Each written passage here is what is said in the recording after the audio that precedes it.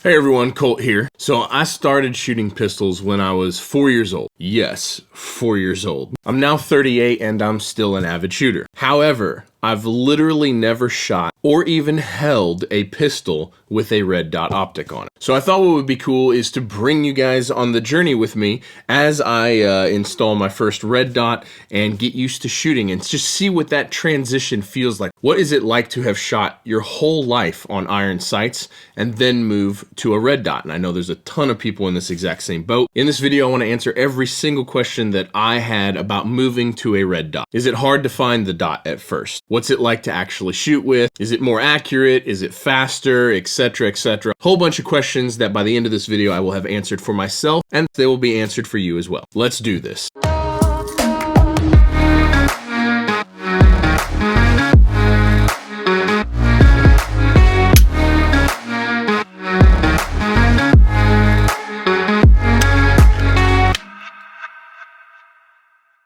Now, full disclosure, I actually have red dots on all of my rifles. And ever since I put my first EOTech on my first AR-15, it was just crystal clear that this was a better way. Red dots are a better way. The faster target acquisition, maintaining your sight picture while threat focusing or target focusing, shooting with both eyes open for sure. So for me, shooting with both eyes open is absolutely huge. I shoot right-handed, but I'm slightly cross-eye dominant. So that means even though I shoot right-handed, my left eye is actually my dominant eye. And this makes it really difficult for me personally to shoot on iron sights with both eyes open. But a red dot makes that irrelevant. So, new carry gun. It's empty, by the way. Glock 19 Gen 5 MOS. Just got in a Trijicon RMR. Let's get this thing installed and get to it.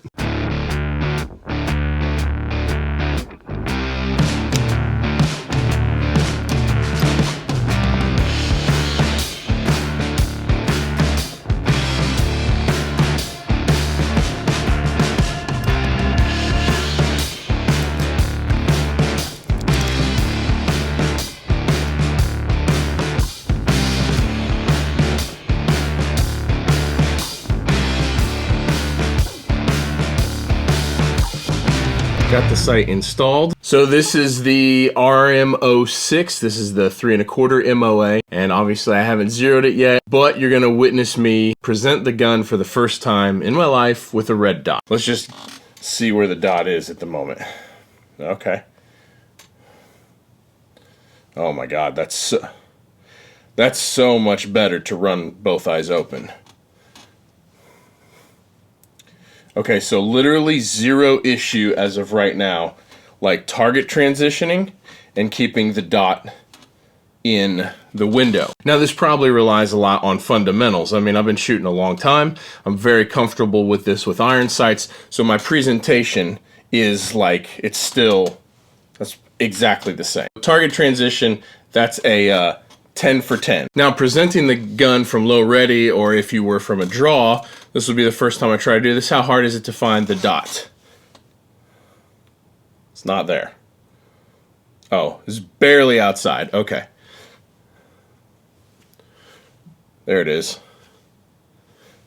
There it is. There it is. Nope. There it is. Nope. So not really that bad. Now again, I think that this relies a lot on fundamentals. Certainly you're going to want to train with this. I mean, you wouldn't just want to throw this red dot on your gun and then start carrying it. Like, you would absolutely want to train with this. So target transition, fantastic, even without having shot it at all. Love it. We'll see if obviously that transfers to live fire. Presenting the gun, that's where the training needs to come, the reps, the rehearsal. So like, there it is, there it is, there it is. So I think with a couple hundred presentation reps, we'll probably be just fine. Okay, so the next thing I gotta put different sights on because the Glock sights do not at all co-witness with the RMR. So I got a set of Ameriglow sights, suppressor height sights. My goal here is to lower 1/3 co-witness this. I don't want absolute co-witness because honestly, I don't want my sights in front of my dot. I only want iron sights, so if the red dot goes down or if the battery dies, I can still fire the gun. So let's throw some different sights on this thing.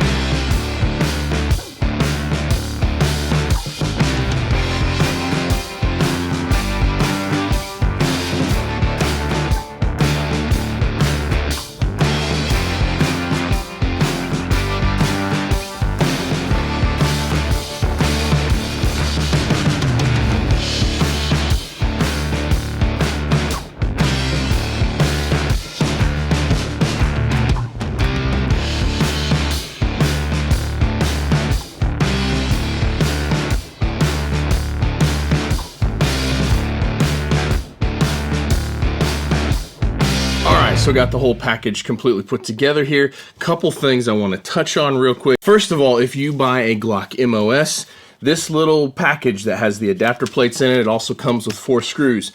These are not the screws that you use to put the RMR on the Glock. And the screws that come with the RMR are too long. You can't use them. And unfortunately, no one really tells you this. It's actually not that easy to find anything about it online. So if you're gonna put an RMR on a Glock MOS model, make sure that you have obviously your right adapter plate that comes with it, and then you use the screws from this kit to put the plate on the slide, and then you have to order this kit from Trigicon, which comes with a sealing plate, and the appropriate length screws. Here is the kit right here. This is what you actually need. Unfortunately, YouTube won't let me put a link to this in the description below. And then this kit has the correct length screws and the sealing plate to put the RMR on the adapter plate for the MOS. That's way more complicated than it needs to be and kind of absurd in my opinion. Okay, so Ameriglo sights.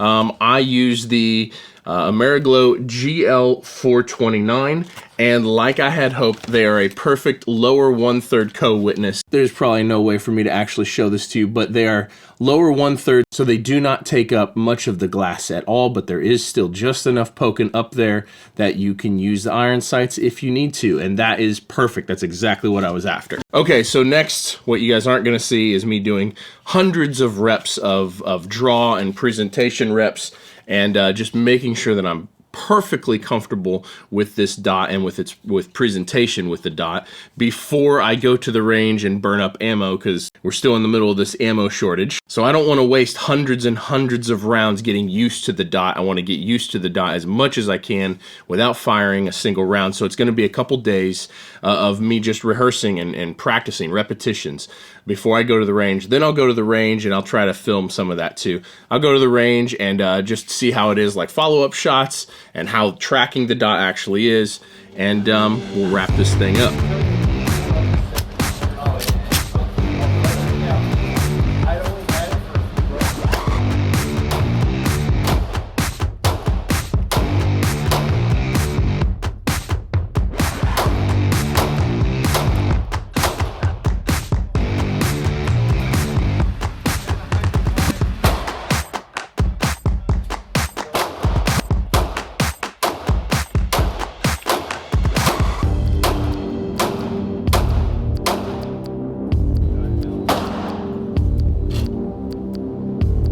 Okay, so first thoughts right out of the range real quick before I forget. Red dots are definitely a better way.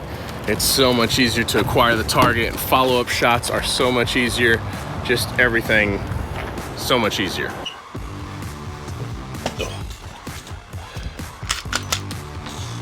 Clear. Okay, so first impressions. Well, the very first thing I noticed, like I expected I would, was shooting with both eyes open is absolutely amazing. My whole life, I've just gotten used to slightly squinting my left eye so that way my right eye becomes dominant since I'm cross-eye dominant. So red dot on a pistol is a literal game changer for me in that sense. And I knew it would be since I've been shooting with red dots on all my rifles for, man, like 8 or 10 years now. I put my first EOTech on my first AR-15. It's got to be close to 10 years ago now. The ability to focus like solely on the target instead of trying to focus on the rear sight and the front sight and the target simultaneously, that's just awesome. That's a big deal. So as promised, here are the answers to all the questions that I had going into this, and hopefully this will answer some questions for you. Question number 1, how hard is it to find the dot? Well, when you're just shooting, when you're just kind of plinking, it's not hard at all. But however, when coming from like a low ready, it definitely takes some practice and it's gonna take some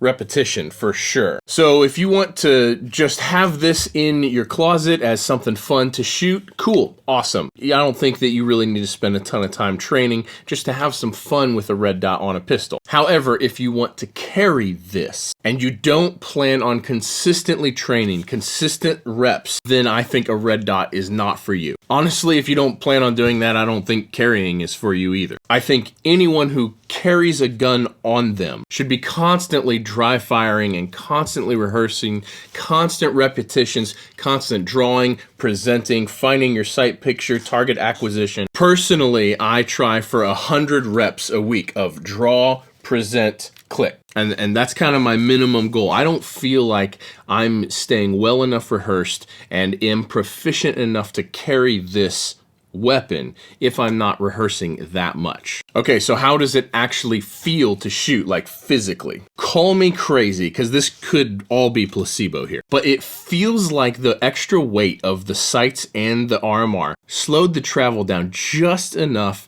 to help it return to zero more accurately. It feels just a tiny bit softer and a tiny bit slower, and in my opinion, that's a good thing. But either way, whether that was placebo or not, it felt good. Felt really good. The next question I had is, are follow-up shots going to be faster with a red dot? And I think this is going to be hugely dependent on training. Within about 150 rounds, I shot 200 rounds today, and within about 150 rounds, it felt like I was faster. I didn't time it because I was in a range with a bunch of other people, so shot timers don't really work in that environment. But within about 100 or 150 rounds, it felt like my splits with this RMR were as fast or slightly faster as they have been with irons for the previous rest of my life. But I really feel like the kind of ceiling has been lifted for me personally, probably partially because of my vision. I feel like the ceiling has been kind of lifted, and I feel like I'm going to be able to be way faster with this with the appropriate training. The next question I had is it more accurate than iron sights? And the answer to this question is yes. Absolutely, hands down, zero debate, case closed. I mean, there's a single tiny dot, and as long as you're not pulling the shot from a bad trigger press or from a bad grip or bad technique, that bullet is going to go exactly where that dot is on the target. So yes, 100% more accurate than iron sights. The next question I had is it harder to conceal? Now, I've talked about this in previous videos, and a lot of you know that this dimension right here from the top of the slide, well, now with these suppressor height sights, from the top of this sight to the bottom of the grip, this is really the dimension that determines the concealability. And so the longer this dimension is, the harder it is to conceal something. So I was curious if adding length to this overall dimension here was going to actually make it harder to conceal. And I think it would be with certain red dots. I think with bigger, rounder, or more oval red dots, it would be. However, but the RMR, it kind of like tapers in. And so while I'm carrying this angle right here of the RMR is really pretty in line with my shirt. And so while I can't say it's literally no harder to conceal, it doesn't make a difference in any meaningful way in terms of concealment. Do I recommend a red dot on a pistol? Yes, absolutely, but only if you're going to train lots of reps. You need to be dry firing dozens and dozens of times per week. You need to go to the range as often as possible. Yes, I recommend it if you're going to train, and if you're not willing to put in the time to train with it, then don't get one. Thank you guys for watching. Don't forget to subscribe and hit the bell next to the subscribe tab, and give me a thumbs up and drop me a comment. Let me know your thoughts on red dots. If you found this video helpful, I'd love it if you would share it with your friends. And don't forget to follow me on Instagram, Colt__Daniel. I'll put a link in the description of this video to that. We'll see you guys in the next one. Peace.